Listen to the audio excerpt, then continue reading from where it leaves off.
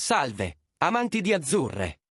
Benvenuti a un'altra newsletter del nostro amato club.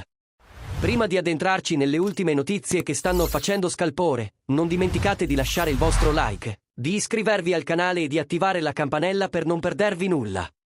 Passiamo subito alle ultime notizie. Oggi ci occupiamo di Kvicha Kvaratskhelia e dell'incertezza sul suo rinnovo contrattuale con il Napoli. Secondo quanto riportato recentemente dalla Gazzetta dello Sport e da Radio Marte, nonostante la questione del rinnovo sia ancora aperta, Kvara non sembra distratto o scontento. Nella partita contro il Monza ha dimostrato un impegno totale con la squadra, sfruttando attivamente gli spazi e contribuendo in modo significativo al gioco, segno evidente che è concentrato sulla missione della squadra. Francesco Modugno, inviato di Sky, ha fornito un'analisi dettagliata della situazione durante Marte Sport Live.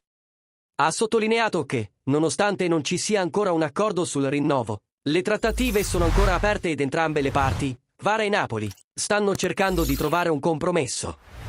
La situazione è complicata dal fatto che la scorsa estate il Paris Saint-Germain ha offerto a Kvara uno stipendio annuale di 11 milioni, una cifra che il Napoli difficilmente potrà coprire. Con la possibilità che offerte simili si ripresentino l'anno prossimo, la motivazione di un lungo rinnovo potrebbe essere messa in discussione. Modugno ha anche accennato a una sorta di tacito accordo in base al quale se Kvara resterà al club quest'anno, avrà la libertà di esplorare nuove opportunità la prossima estate. Questo suggerisce un approccio pragmatico da entrambe le parti. Kvara potrebbe non perseguire attivamente il rinnovo sapendo che potrebbero esserci offerte migliori nel 2025, e il Napoli, da parte sua, è aperto a scambiarlo in caso di buone proposte. La strategia sembra chiara: tenere aperte le opzioni e sfruttare al meglio la situazione attuale senza compromettere eccessivamente il futuro, per entrambe le parti. Si tratta di una dinamica commerciale comune nel calcio moderno, in cui giocatori e club cercano di massimizzare i vantaggi reciproci. E voi, tifosi del Milan, come vedete questa situazione?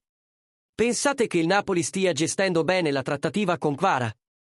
Lasciate le vostre opinioni nei commenti qui sotto e discutiamo delle possibili ripercussioni sul Napoli e sul mercato dei trasferimenti in generale.